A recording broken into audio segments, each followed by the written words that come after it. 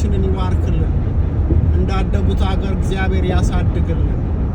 ታያችኋል።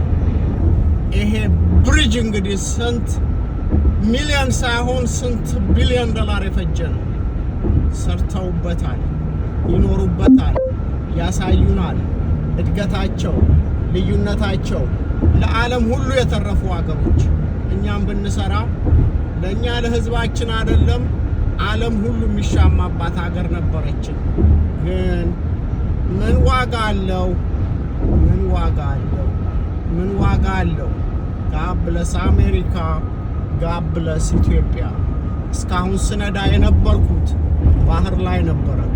ገና እዛ ድረስ ይታያችሁ ከሆነ ያ ሁሉ የሚኬድበት ባህሩ ላይ ነው። ከዚህ ስወርድ በዛ ማዶ ድረስ የምታዩት በሙሉ ማለት ነው። መቻችሁ ዋው!